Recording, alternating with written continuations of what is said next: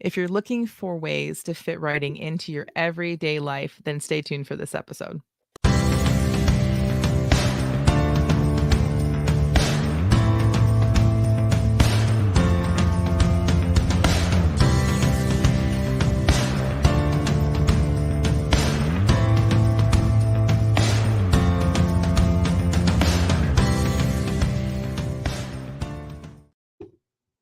Welcome to the Christian Indie Writers Podcast, where we inform, encourage, and support Christian indie writers on their journey toward publication. I'm Jennifer Carl Tong, and I write historical Christian romance. I'm Christina Catane, and I'm currently writing a gritty detective novel. I'm Jamie Hirschberger. I write short fiction under the pen name J.R. Nichols. And good morning to all of our live listeners. We already have some chat happening over in our chat. Good morning to Meg and to Purpose Behind the Pen. We're glad that you both are here already and chatting. I can see that there are some other people here as well, but Catherine Carroll is here. Good morning, Catherine. This is our part of our podcast every week where we start with our What's Up. It's a chance for us ladies to catch up with each other and see what's going on in our personal lives. And Jamie, I'm going to start with you, which I probably shouldn't start with you. Nope, I'm going to go with Tina because you already told me you didn't know yet. So Tina, what is up with you? Okay, well, I have some podcast Facebook group new information I want to pass along.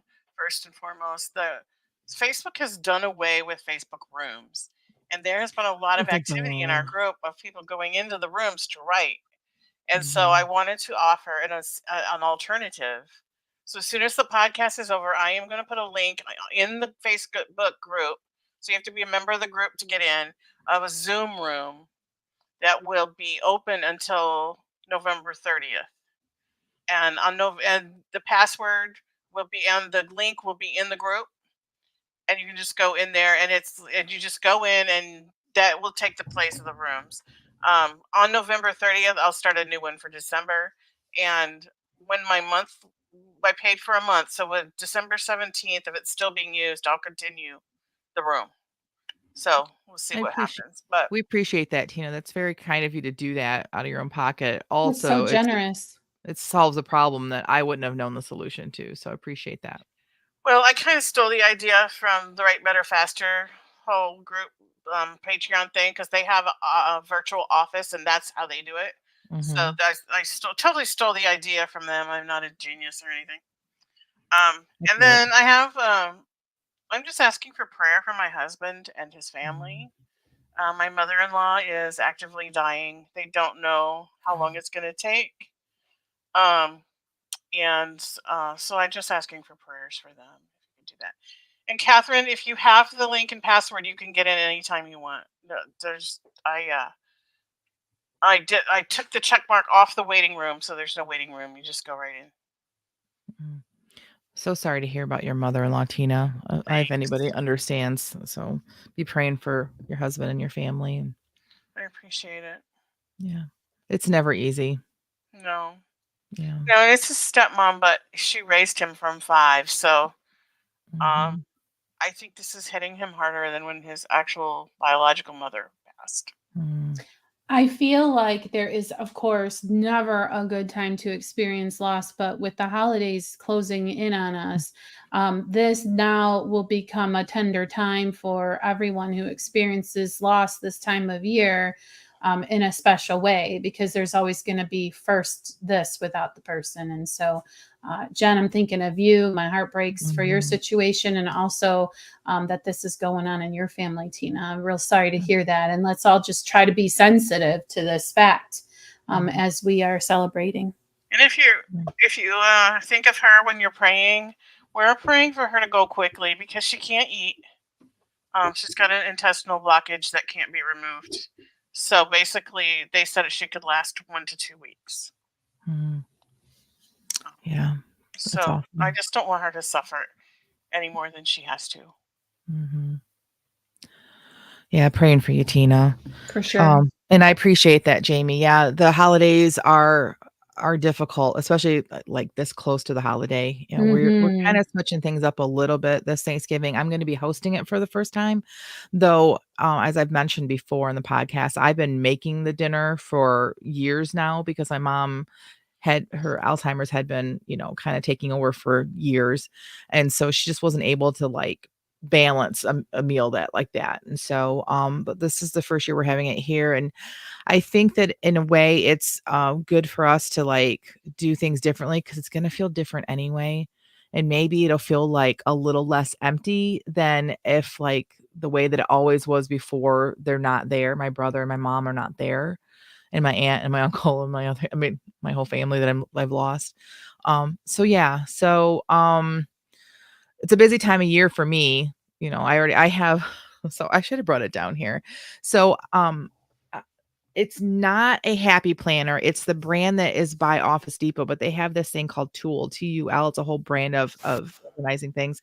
I have a book that is with that, and it's my holiday book that I keep all of like my recipes in and my like menu planning, and every year I just add to it so I don't have to keep recreating the wheel. So I've already got that out. I've already started like Christmas lists for family and stuff. So that's really my what's up is I'm really full on in holiday mode, as well as I've been writing. Oh, here's my what's up. Yesterday, I actually got to write with friends. Last week That was my happy dance. yeah, we talked about crossing the finish line or writing with friends and how it can help you with your writing. And Tina had said to me last week, she goes, if you go back to Panera this week, because I went last week when my girls were in their homeschool group, then call and I'll come over. So I messaged her and she's like, yeah, I'll come. And then lo and behold, all our fans will be happy to hear this. Rhonda came out. Oh, She had been telling me forever. She's like, if you go to Panera, message me and I'll come. And I like had not really been up to, I just been doing writing by myself because just what I've been going through. And I messaged her, but not only did Rhonda show up, she brought her daughter Gina. oh, And that's extra special. yeah, like you might have to go back a lot in the podcast to hear me chat about Gina, but Gina and I have a special relationship of getting like having car problems together and trying to prank the girls and it backfiring on us. And anyways, it was so great to see the both of them. It's the little boy that cried wolf kind of a lesson that you learned. Right. And Yeah. so and we were honored with the presence of Meg McDonald. She actually is fairly local to us, and so she came on out. And so yeah, we had a great time. So we decided that at least for the near future, since I'm always near that Panera with my daughters every Thursday anyway, except for next Thursday, of course. We're gonna continue that anyway. I'm gonna be there anyway, so if anyone wants to show up. So if you are interested in joining us actually in live in writing, message in the Facebook group if you're local, and we will contact you and let you know where we are. I'm not gonna like throw that out there for the world to know because I was just thinking because we'd had like 5 days in a row of dreary weather, and I was thinking, I can't move back to Michigan and have 9 months of this, but hearing stories like this gives me major FOMO. It makes me think, oh, maybe I do need to go back home. Yeah. We do miss you, Jamie. It was very nostalgic, I felt like, and Yeah. it was so nice. Gina was so happy to be there. Now, Gina has kind of like not been writing a whole lot, but she's gone back to school and she has what she does for a living now, what she's studying is very data driven. And she's like she's hungry for creativity, so it was great. It was really great having her there and seeing her. We did more talking than we should have. I will We be the haven't first to seen admit, them in so but long. we and haven't seen we had to catch up. right. So as it'll get better as we go along and we'll be more writing. So because Tina was so excited. She was so excited that I was there because she said I would be like the taskmaster, and I totally wasn't because I was so excited. We did say we need Jamie because she's a good whip Yeah. cracker. The rest I've of been us are not good whip crackers. I've been so down lately, and I know I am, but until like you have a moment where it's just pure joy and you're just like, oh, I just needed that yesterday. So I really appreciate everybody coming out and doing that for me. So That's so great. Like a nice yeah. big hug. So before we go on to you, Jamie, let's do a few what's ups from our chat. Purpose Behind the Pen says her what's up is I step back from participating in NaNoWriMo due to the allegations. We're going to talk about that in a minute. Being acute. Okay. And so she says she's still writing books 16 through 17 this month. People are praying for you and your family, Tina. There's lots of Thanks, comments about guys. that. And let's see. And Purpose Behind the Pen also said this will be her first Christmas without her uncle, whom she lost to cancer. Her best Christmas with him was 2016. Liz says her Canadian brain thought you were talking about Christmas holidays. I hope you all have a happy time. I know we forget that we're international. Like, Isn't it just a bundle deal at this point? Aren't Christmas and Thanksgiving basically a package deal at this point? Yeah. It's like Halloween is over and everybody's putting up their tree. Right, exactly. Teresa also says, "Oh, I'm so glad you were able to have that day." You don't live that far away, right? Like, I mean, 3-4 hours.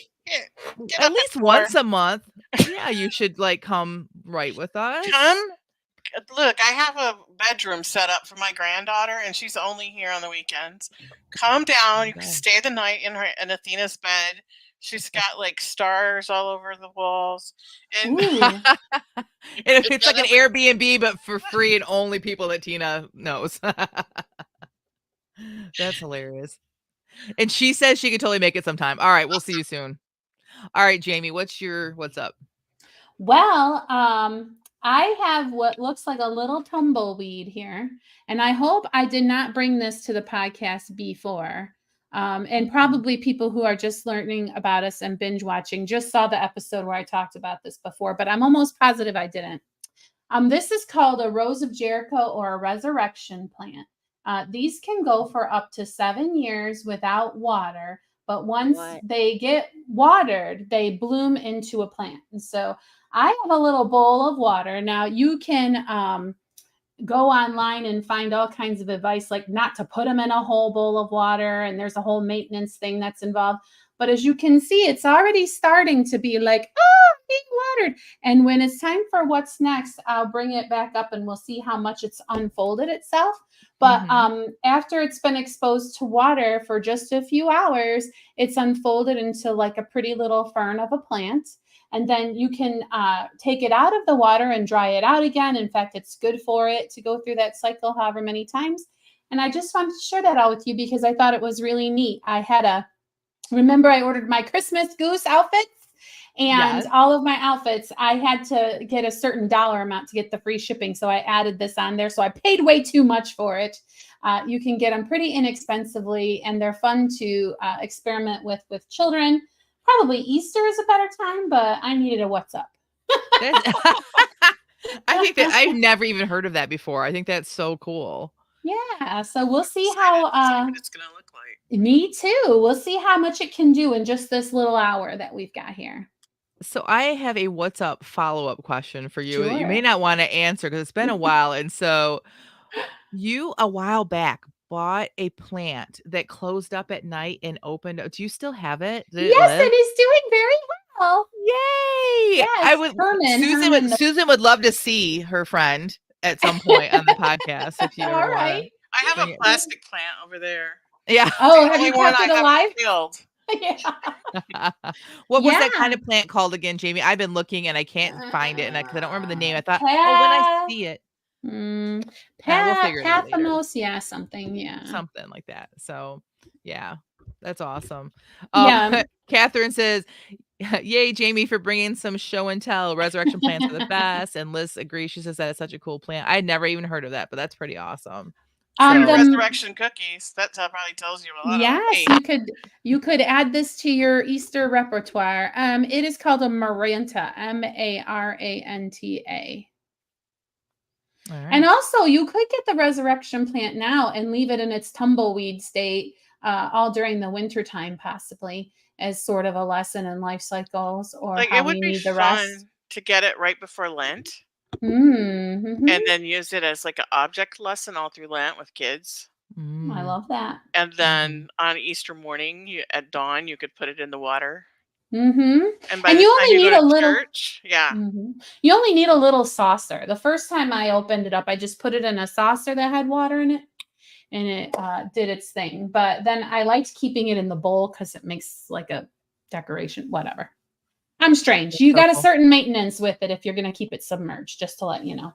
Oh, that's awesome. I don't think you're strange. I do. But consider this. But not this. This isn't what makes you strange. Just being my friend alone is going to make you strange. I love it. Wouldn't be any other way. Right. All right. So we need to move on to we could sit here and talk all hour. It's so funny sometimes when we first started the podcast, we would have very detailed outlines.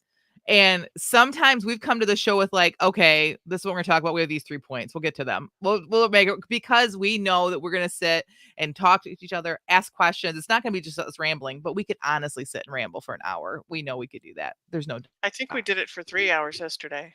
Yeah. Yeah, probably. It was an episode. You should have filmed it.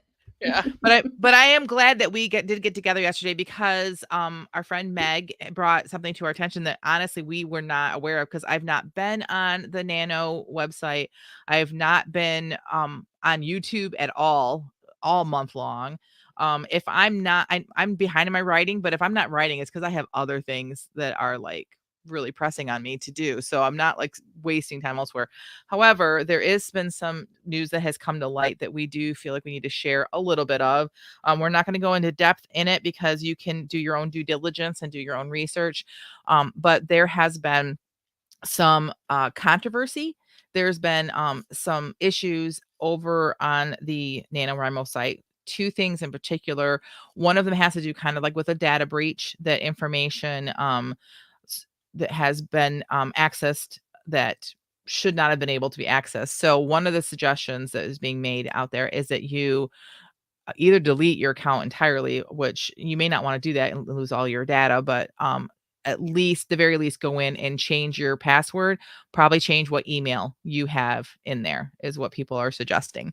So that's the first thing. Another thing, though, is, and it's much more serious, in my opinion, is that there are accusations of a moderator grooming underage children in the forums. That a moderator had an inappropriate website. I'm not going to go into exactly what that was, but that he was, or she, I actually don't know if it's a male, I'm assuming a male, leading children over to the inappropriate website and then bringing adults from that website into the underage forums that he was moderating. And so it's very serious accusations. And apparently one of the problems is that apparently, or is that NaNoWriMo, that they knew. They had been warned. People were contacting them. They're like, yeah, we'll take care of it. Yeah, we'll take care of it. And didn't. Again, these are all accusations. I'm not a lawyer. I don't know all the ins and outs, but there's enough accusations out there flying that we felt you needed to know this. And we are going to kind of distance ourselves from NaNoWriMo until we have the full story. And so we kind of pivoted our episode a little bit today. We were going to have another nano kind of related episode, and we have chosen not to do that. So again, do your own due diligence. There's plenty of information out there. And yes, I agree with Catherine. She says that's horrifying. Praying for truth, justice, and the protection of those children. Agreed. Because it's also possible that some of the accusations are not true. It's possible that NaNoWriMo didn't know, but a lot of times when people get all up in, upset about things, then, cancel culture and all that. Anyway, all I'm saying is that you need to do your own due diligence, and we as a show do not want to be associated with anything. We aren't associated with anything over there. We're not part of the website. We're not part of any of the moderators. We don't have anything to do with that. We only participate. And so we are going to be distancing ourselves from that for now. So Okay. Anything else? I probably went on too long, but so today instead, because a little bit inspiration from yesterday, a little bit about us being able to find some writing time. Today, we're going to be talking about finding writing moments in your everyday life. I think that if you do have a writing goal this month and you're possibly behind, then you might be interested in this podcast. So, because in an ideal world, we would all be making a full-time income from our books, right? We would all be like, have enough money to pay a housekeeper. Cause that's really, for me, that's the indicator. Like once I can pay a housekeeper for my books, then I'll have made it. And many of us would just love to have all the time in the world just to write the next great bestseller, right? But that's really not the reality for the majority of us out there. So what do we do if we don't have hours of free time to write, which I think is more reality? And our answer to that is you find writing moments. So we're going to talk about that. I think there was a time in my life where I had lots more writing time than I do. I can track it. I can tell you exactly. My children were in public school.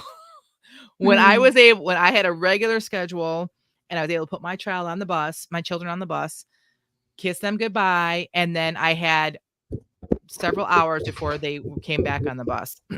Now, albeit I wasn't happy with that situation, never was, like sending my children off to someone else for the rest of the whole day, but I did have more time on my hands to write. I don't have that situation now. So a lot of these things that we're going to talk about today are things that I've actually had to do in order to fit writing in. I know, like, we all are at different stages in life. Jamie, you're a lot of hours right now, and you're probably trying to find time to write is probably more difficult than it has been for you in the past as well. Would you agree with that? I mean, Or is it just like, I'm not different just maybe? gonna be like, no, I don't agree. I have a different challenge. My challenges are with like motivation to choose Mm, writing to fill my time. yeah, And so I think, I mean, maybe there's room to explore there for a different episode because like the thrill is I gone, or agree. I don't even know what is going on with me. But I will say that I will speak from a time when, yeah, it was a little crazy. It's just as you were saying, when my children were actively involved in scouting organizations and there was lots of extracurriculars and a lot of toting around and a lot of driving, which feels like a huge impediment. So Mhm. yeah, I can absolutely relate to this topic. Yeah. Tina, yours is a little different. You're kind of an empty nester now, though. You might be Yeah. taking on some other responsibilities, but, like, Yeah, are I you am kind of an empty nester, and I feel like I have too much time on my hands. Mm, And it's hard to prioritize what I'm going to do when I really can kind of it's kind of a momentum thing. Where if you mhm, get Mm. into this momentum of not doing anything, then it's hard to start doing stuff. mm, Like I've had this toothache, and I've basically been playing Zelda to Mm. distract myself from the pain. mm. And it was really good for me to get out and go to Panera yesterday because I did not bring my Switch with me, and it wasn't sitting there going, "No, play me, play me." Right, I didn't Um, bring my dishes with me or the laundry, so I didn't have other things saying, "Do me yeah, first, and then you can get to your writing." "Oh, yeah, but then do me first, and then over here, there's nothing else to do." Yeah, that's my problem, I used so to have that when my kids were at home, but now it's just mhm, my husband and I, and there are no hardly any dishes, and so it's just a different season of life, and mhm. you still have to find ways to prioritize the writing. Agreed. Kathy Swanson agrees with you. She says it is harder to do with an empty nest.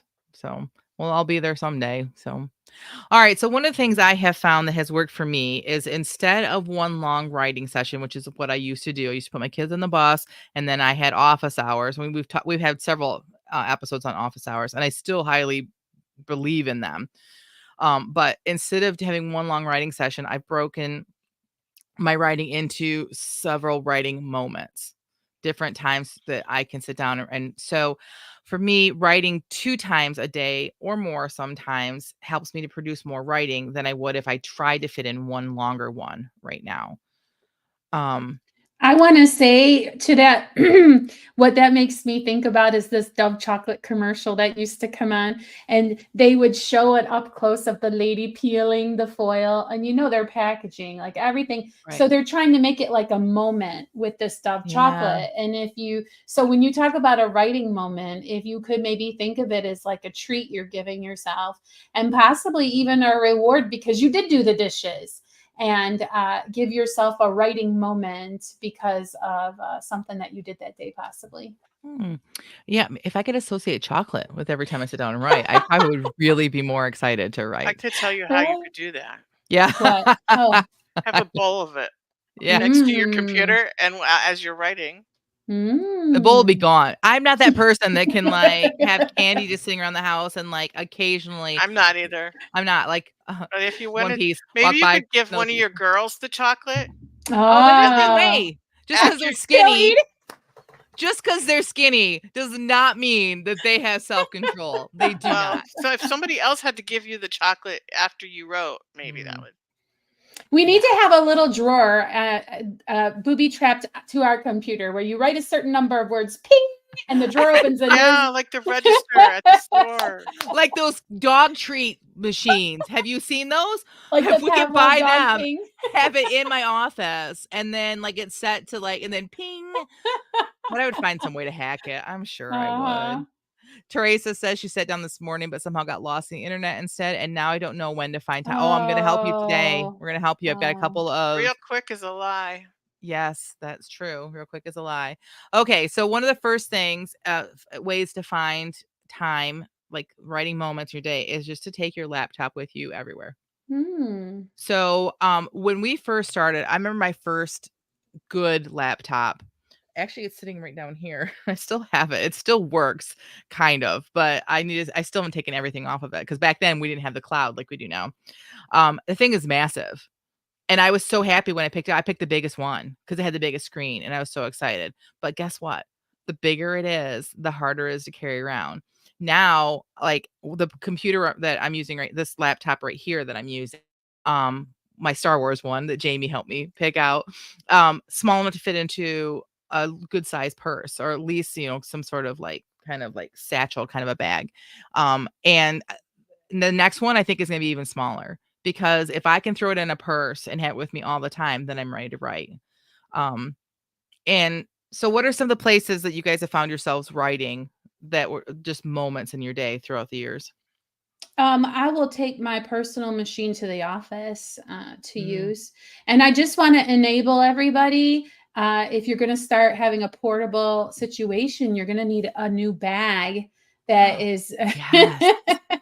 Gotta. Bag, yes. So, and you're gonna need like new pens and a notebook in case you need to do something like that, and you're gonna need like little gadgets and gadgets. Yeah. we're enabling. Do you take your laptop with you, Tina? I don't take it everywhere, but when I know that I might find time to write, it does fit into my purse.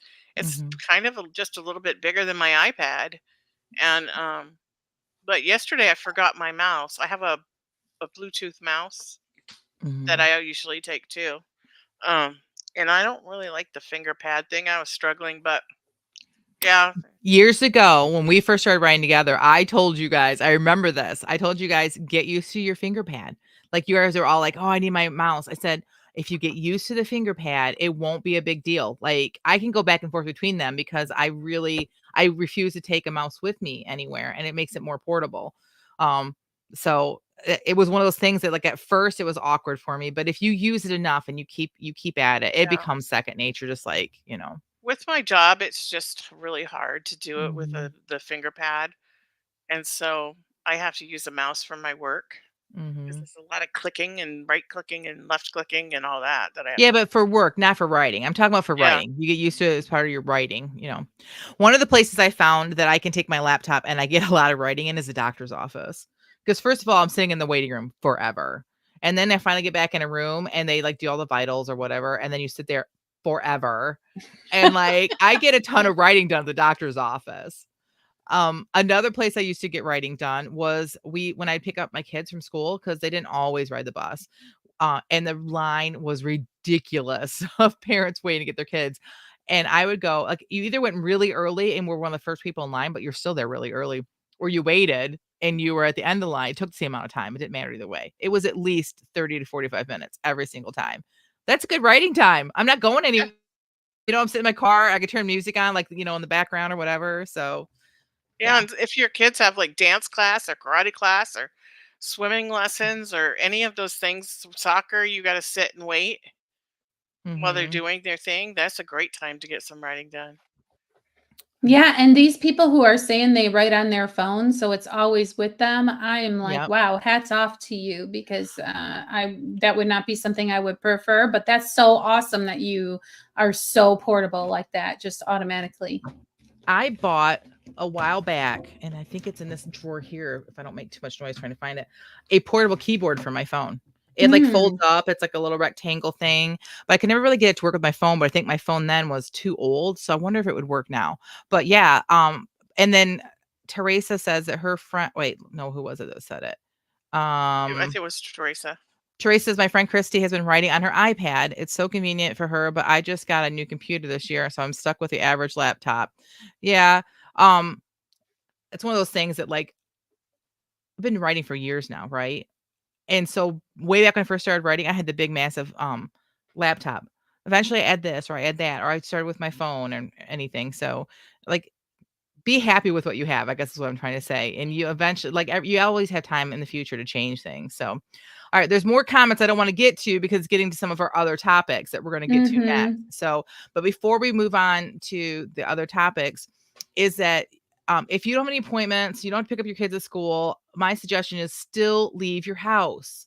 Like, even if it's a little writing moment, try to find, like, even if it takes you a little while to drive there, a half an hour somewhere else, I feel like it's going to be so much more productive when you're trying to fit writing in than if you just try to fit into your like at home, because you get distracted by other things or wherever. Even if it's like, one time I went out to my car and I sat in my car because I felt like my kids were they were safe and the older kids were home. It wasn't like I left them in there like with knives running around or anything. But I went out to my car. I just needed like a half an hour and I got a ton done. So just get out of your house and try to like ignore things. So it's a great one. Go to a coffee shop with a friend. Yeah, I love that bit of advice. It really makes a difference. Well, I don't know why, but it makes a huge difference. And Panera, for some reason, is like, I think it's nostalgic for me. It's where I did my first like writing group stuff. It's so easy to do there because they have outlets at almost every table. And yeah.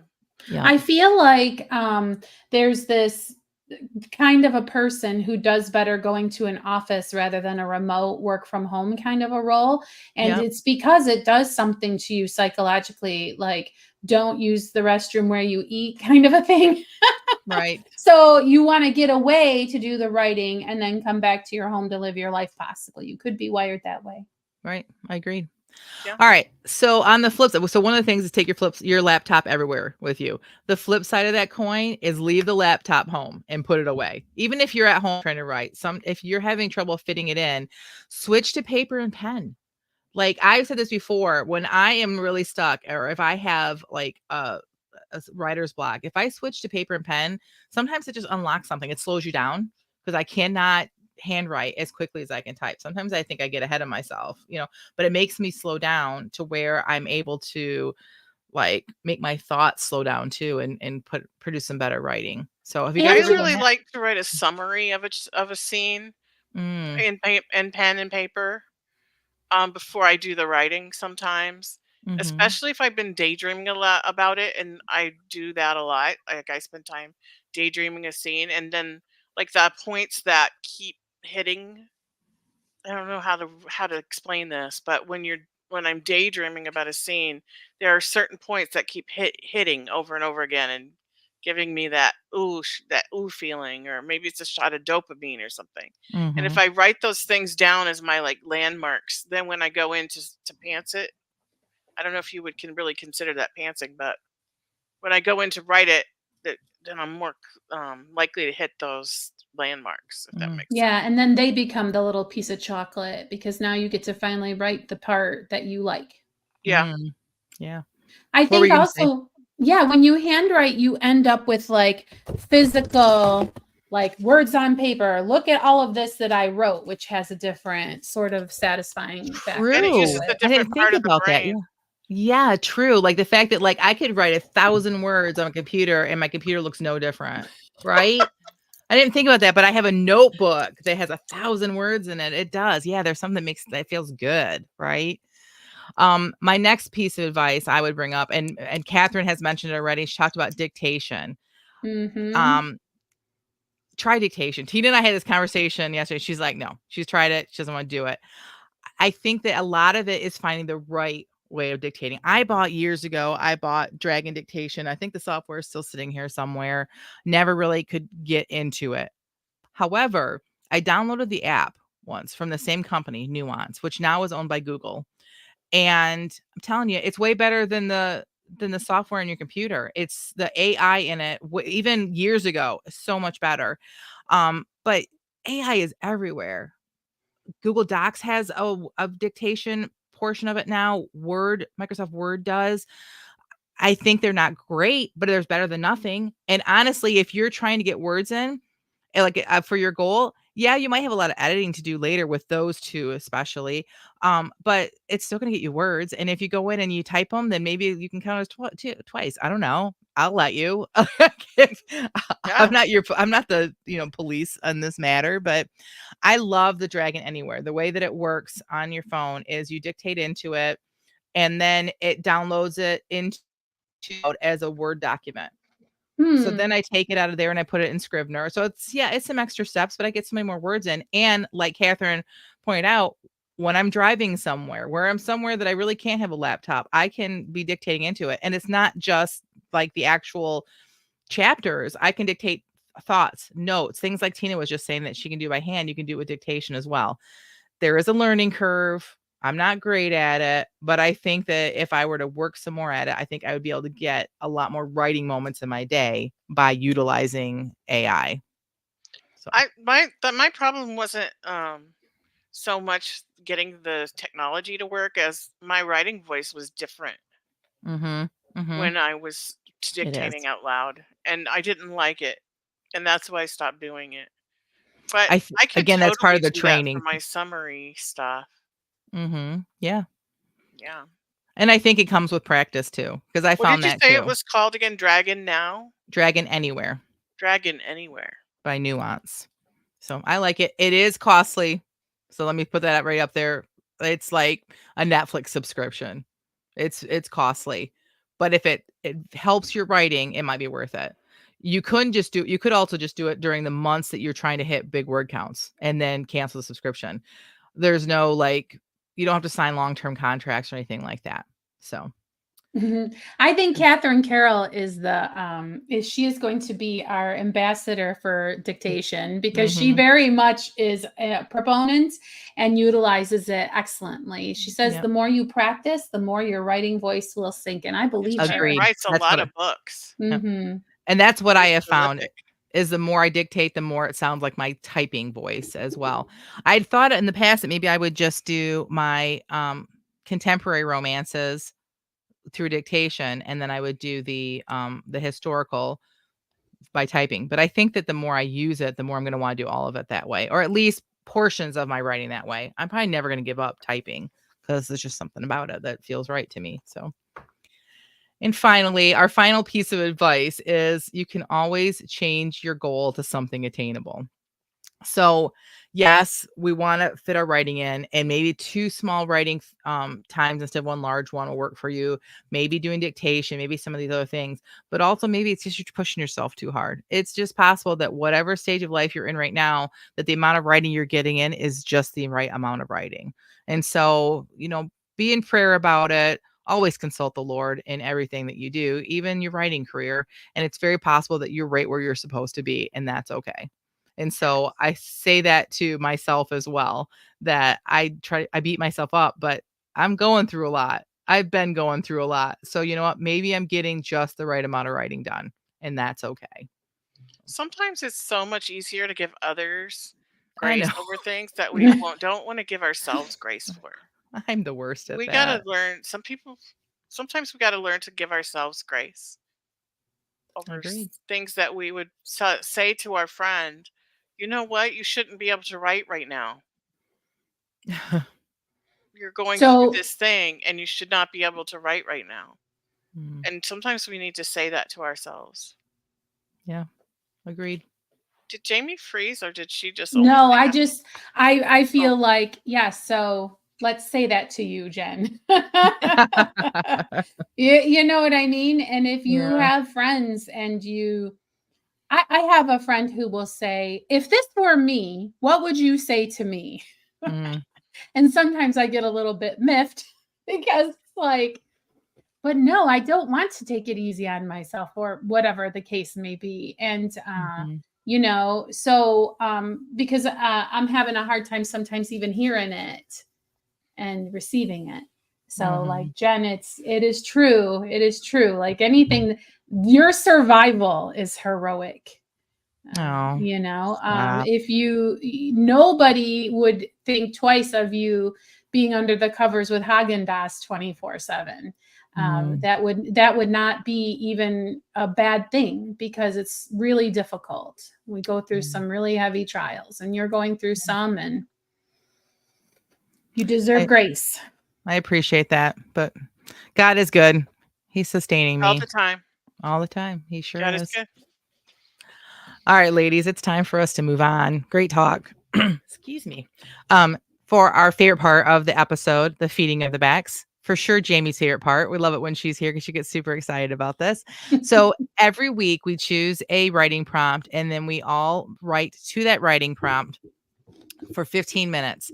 And then without editing or even looking at them a second time, we bring the writing and read it here live. So Jamie, I'm going to have you start.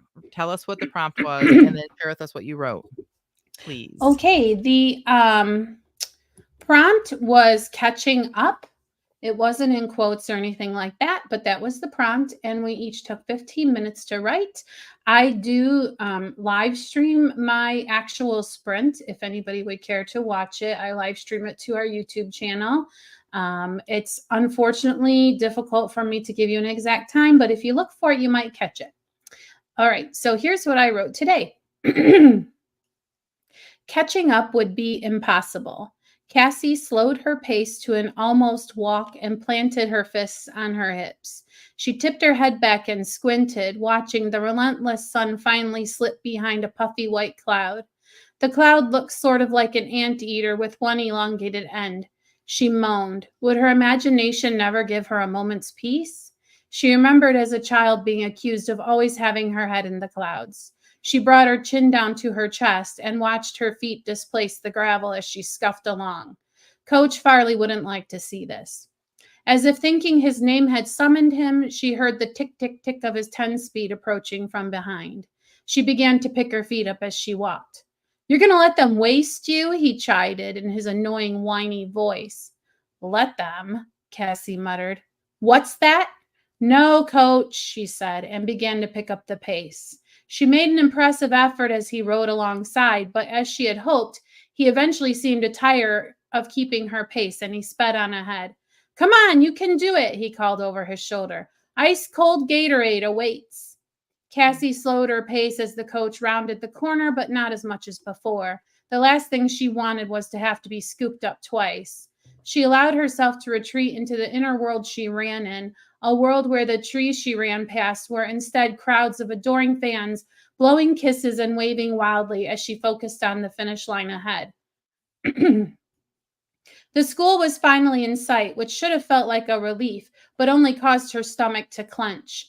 There, Melly and the others would be waiting with their passive-aggressive comments about cement shoes and elephant legs.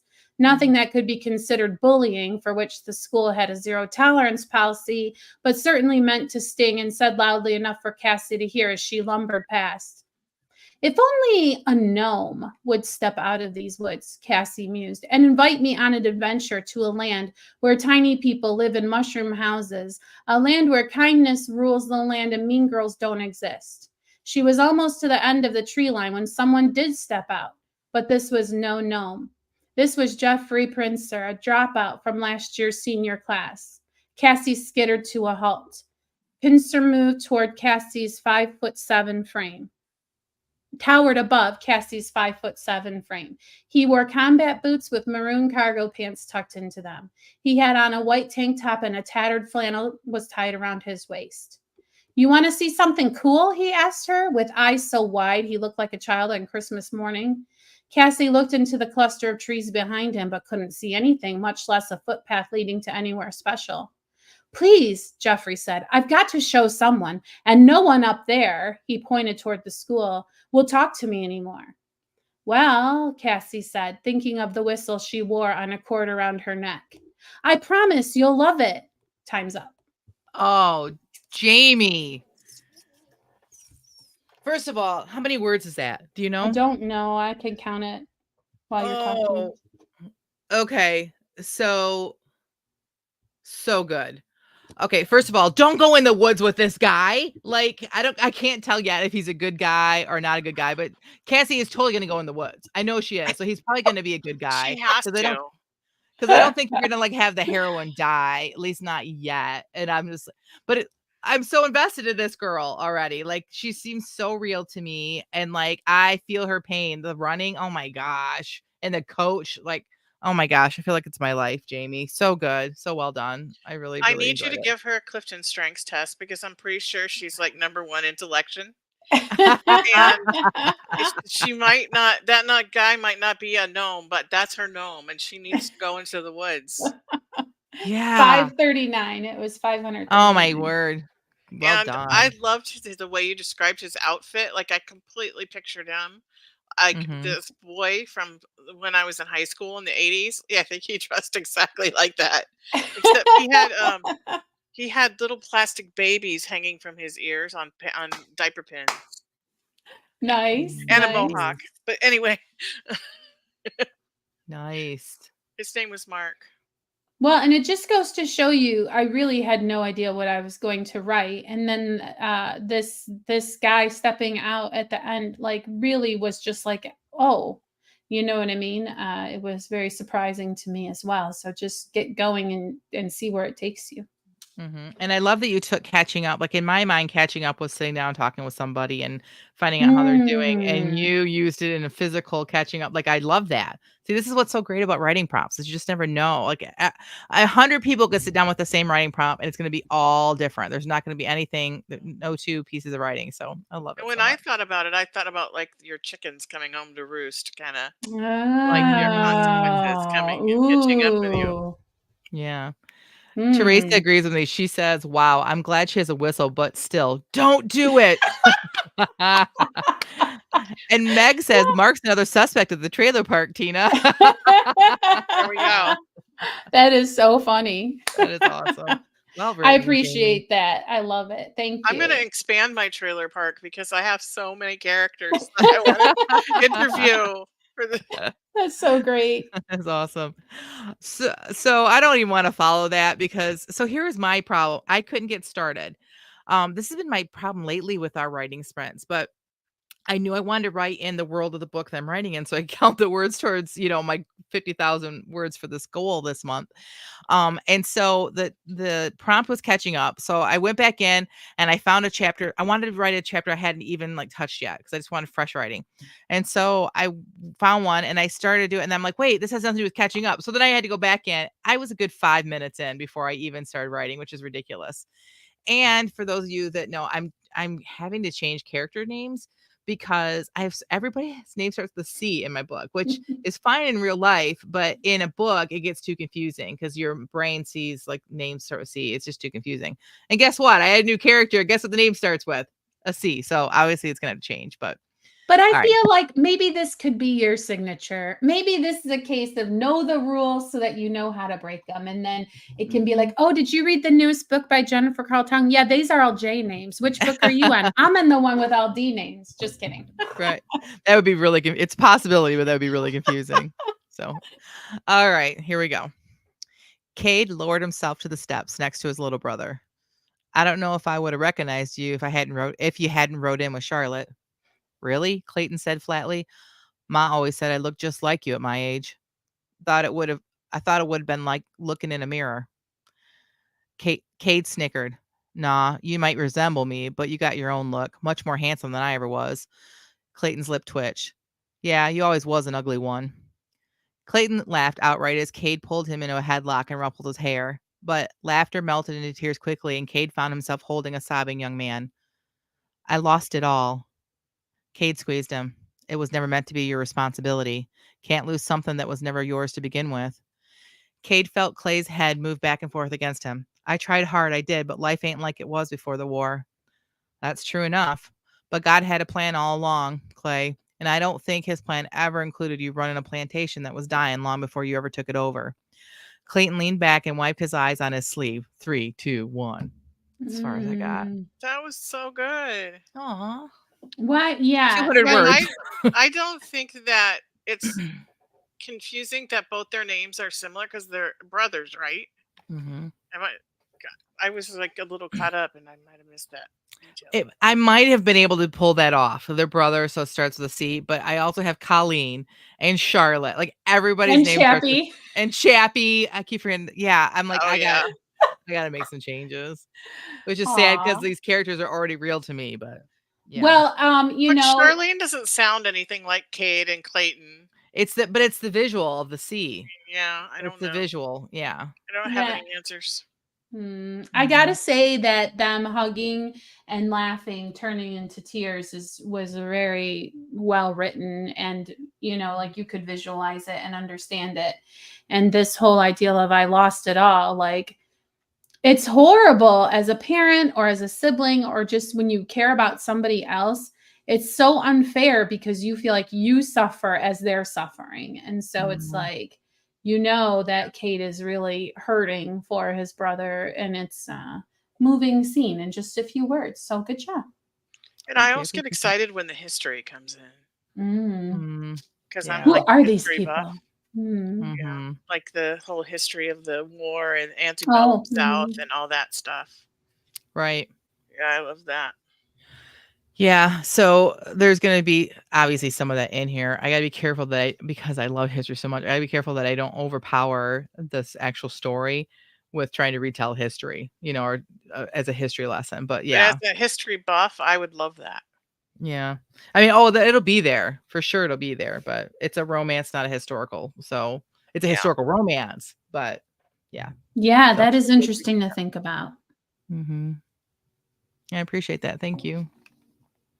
All right, Tina, your turn. Okay. Are we in the gritty drama again? The Yeah, I'm gritty. trying to stay in that world so I can count it toward Nano because I've been doing terribly because my tooth. Mm. I just can't concentrate when it's hurting. So, or when I take the pain medicine. I like loopy Tina. Okay, here we go. As Detective Reed was leaving Dennis's trailer, a deputy came running up the road toward him. Sir, we have a person of interest at number 12. He followed her back down the road as she called out the details over her shoulder. Guys showed up in an old Pontiac with 4 other guys, all of them with baseball bats, and we're looking for, and I have a bunch of question marks because I don't remember my guy's name. Okay. So, Detective Reed arrived back at number 12 to find 5 men sitting on the curb, their hands cuffed behind their back. Another deputy approached. The ringleader appears to be Jose Garcia. He handed the detective a driver's license that was separated at the edges and warped like it had been partially melted. Hmm. You can call me Mickey Mouth, the guy on the curb sitting closest to the driveway said. I don't go to by Jose no mas. He handed over 4 other IDs as well.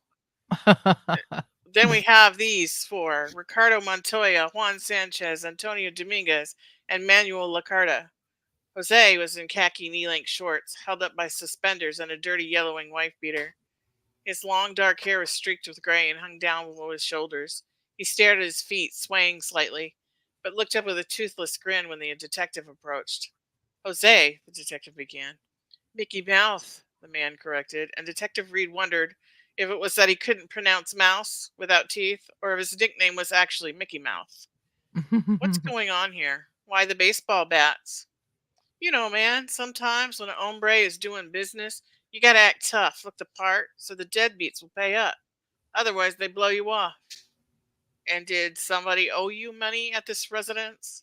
You know it, man, so said Jose. Been blowing me off for weeks. Can't have that. Can't look weak. Bad for business. What's the name of the person who owes you money? That gringo, 4 question marks, claims the whole state is cleared of copper and can't make no dinero scrapping. I told him to find the money or 3, 2, 1. Oh, so Hmm. good. First of all, I gotta apologize for laughing. When you said they pulled out 4 IDs, I thought he had I thought he had a Me bunch of too. fake IDs. So Oh, that's that would have been a good idea. so it's possibly a listening error on my part, or it could be that like this is just a draft, right? It's just a print. So like you might go back in and fix that so it doesn't appear confusing. But yeah, so good. I love the character Jose, especially since there's a little bit of background there that we know that this Jose was the real deal. So I get Yeah, he totally might see not have it. been as bad as I'm making him, but he was Yeah. funny. Yeah. I just really enjoy the voice of this work. I really like, it's the kind of book I really like to read. It's heavy in the heavy topic, but it's kind of light, not lighthearted, but the pacing or the voice of it is like looking at life and being like, aren't people just ridiculous, you know? And I really do appreciate that voice of these. So always delight to hear more of it. I really appreciate you adding some humor into what we know is going to be a gritty, darker drama. And so I like the little bits of humor that Jose is going to bring. Thank you. Yeah. Well done. All right. Well, we have a few minutes left, so let's wrap it up with our what's next. This is a part of our episode where we talk about what we're going to be doing next in our writing life. Now, next week there's no podcast because it is Thanksgiving. So the what's next for at least here in the United States is we won't be here. But Jamie, other than that, what is your what's next? I don't know what I'm doing next, but here is an update on our plant. As you can see, it's already started to kind of come back to life. Let me see if I can do this number. Look at there. That Remember is crazy how just green a it dry is. tumbleweed? Yeah. And it is just less than an hour in some water. And again, you can get the same effect just by placing it on a saucer with the water just touching the roots. The thing will just open right up and be like, thank you so much for giving me a drink of water, is how you feel taking care of it. So it's very, very fun to That's awesome. Experiment with. What's next for you, Jen? Well, I'm going to keep writing in this book, Widows of the West 1, and lots of Thanksgiving preparations. Today, I've meeting up with my niece, and we're going to be taking care of some more of like estate stuff for her dad, and just some hard things we got to take care of. So we're doing that today. So just being prayer for my family still. But yeah, come Monday, I'm going to be elbow deep in turkey stuffing and all the stuff that I start doing. So that's the other thing I forgot to tell you guys. I'm hosting, but I have no stove. I have a stove top. I have no oven right now. My oven broke and our fridge went out. So, and I refuse to just go buy something like to fit it. Cause I'm like, we're getting a kitchen. We're like, this has been like, we've tore our kitchen half out and we haven't finished it.